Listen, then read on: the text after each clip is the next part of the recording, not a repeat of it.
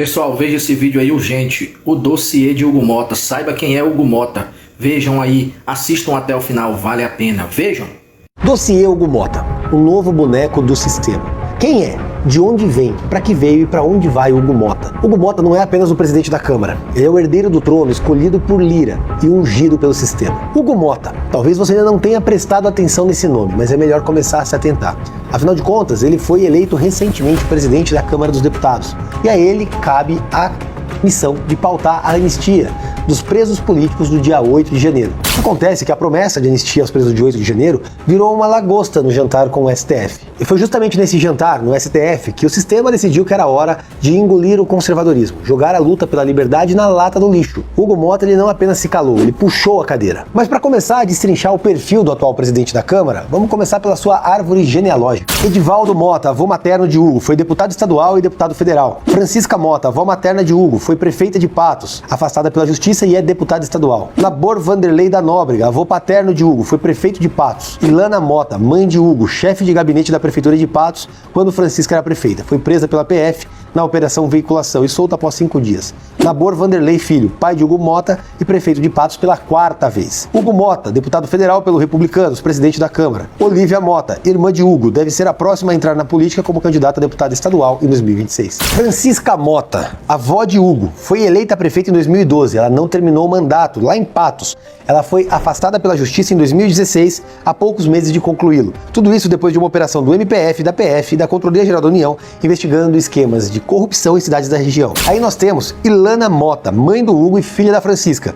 Era chefe de gabinete da prefeitura, foi presa por ocasião e foi solta 5 dias depois. As ações do Ministério Público Federal contra as duas, para esse caso, terminaram consideradas improcedentes ou foram extintas pela Justiça. Mas sabe o que é mais interessante? Quando a avó do Hugo Mota foi afastada do cargo pela Justiça, sabe de qual partido era seu vice? Pois é, do PT. Lenildo Moraes, do PT, era o vice da avó do Hugo Mota, afastada pela Prefeitura de Patos por corrupção. Podemos então dizer que o Hugo Mota tem uma relação com o PT e a esquerda, não por uma mera conjuntura e pragmatismo, mas sim por uma herança familiar. Inclusive, talvez por isso que logo após ser eleito presidente da Câmara, um dos seus primeiros atos foi levar a sua avó, então afastada, para ir tietar, sabe quem? O Lully. E aí não posso deixar de mencionar o pai do Hugo Mota, que é o atual prefeito de Patos, o Labor Vanderlei. Inclusive, ele recebeu recentemente uma visita da Polícia Federal, justamente por um suposto envolvimento num esquema para fraudar 6 milhões de reais em obras oriundas de orçamento secreto. O Mota, a partir de então, entrou no radar da PF. O nome da operação é Overclean. Mas como se isso não pudesse ficar pior, no dia 20 deste mês, o Mota embarcou num avião da FAB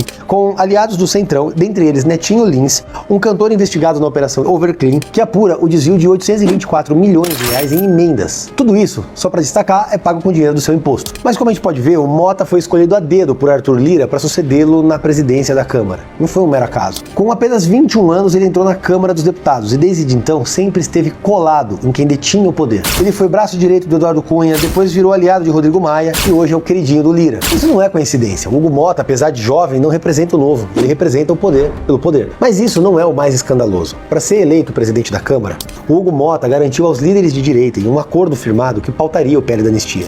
E inclusive se comprometeu a apresentar uma emenda que derrubaria a inelegibilidade do presidente Bolsonaro. A promessa foi feita segundo o PL, com o aval do próprio Arthur Lira. Uma jogada política ousada, necessária e esperada. A lógica é que acordo político seja cumprido, mas aparentemente isso também não vale para o Hugo Mota. No Brasil, promessa vira moeda de troca. E assim que o Hugo Mota sumiu, ele fez exatamente o contrário. Sentou em cima do projeto. Ele passou a dizer que queria focar em temas genéricos, saúde, educação e segurança. Ele mudou de discurso como quem troca de terno. Uma facilidade tremenda. Na hora de conquistar os votos da direita, ele foi firme como uma rocha. Na hora de cumprir, ele simplesmente fugiu como um petista. Mas vamos lá, o que aconteceu entre a promessa e o cumprimento? É simples, o sistema apertou, o calo doeu. A Polícia Federal deflagrou uma operação mirando os contratos supostamente fraudulentos praticados pelo pai do Hugo Mota. Curiosamente, logo depois disso, o Hugo Mota apareceu em um episódio de promiscuidade política brasileira. Um jantar um tanto quanto icônico na casa do Alexandre de Moraes. Isso tudo às vésperas do julgamento que consolidaria a perseguição política ao presidente Bolsonaro. O Mota, ele não foi jantar com o Alexandre, ele foi jantado pelo Alexandre, ele era o prato principal. O problema é que na sobremesa, o cardápio era a liberdade e a própria justiça. justiça. E aí vem o discurso mais escandaloso. Diante de Sarney, Barroso e toda a elite que diz defender a democracia,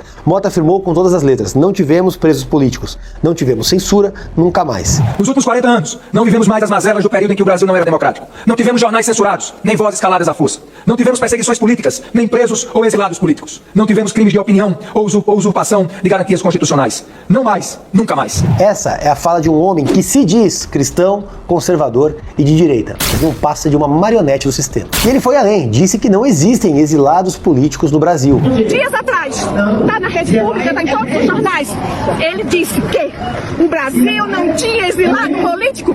Eu estou aqui em pessoa, a mãe de um.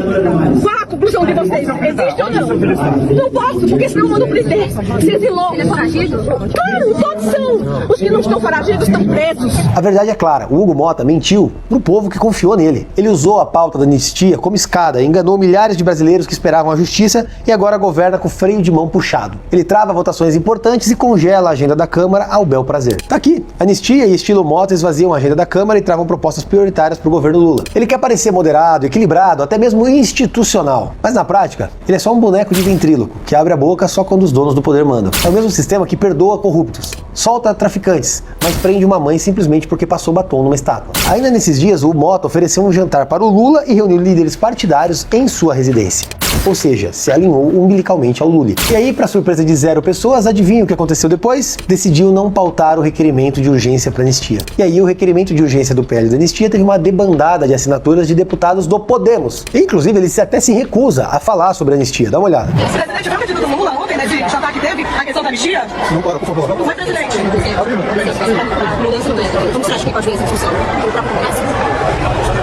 O Brasil já anistiou torturadores, corruptos e incendiários e agora nega perdão para uma cabeleireira e um vendedor de bandeiras. E não se trata de absolver os casos, é de falar de justiça com equilíbrio, proporcionalidade e razoabilidade. A oposição, que foi enganada e fez um acordo com o diabo, está fazendo o que pode e apresentou um kit de obstrução contra a pauta de Mota. Inclusive avisaram o Lira que ele ia arcar com toda a pressão pela falta do cumprimento das promessas. O Mota, por sua vez, fica implorando por caridade dos algozes de velhinhas do 8 de janeiro e admitiu pela primeira vez que vai ao STF e busca uma solução para as prisões daquelas pessoas. Inclusive, ele pediu um arrego tão grande que está dizendo que a solução sobre a anistia tem que vir do STF. Ou seja, o que ele quer é se isentar de responsabilidade. Mas vamos concordar? Se o Mota tivesse realmente coragem, ele tinha honrado sua palavra. Se tivesse compromisso, ele tinha pautado a anistia. Faltou ele enfrentar o sistema. Faltou ele enfrentar Alexandre de Moraes. Agora, a pergunta que não quer calar. Quem governa o Brasil? Um Congresso eleito pelo povo ou uma corte não eleita que janta parlamentares como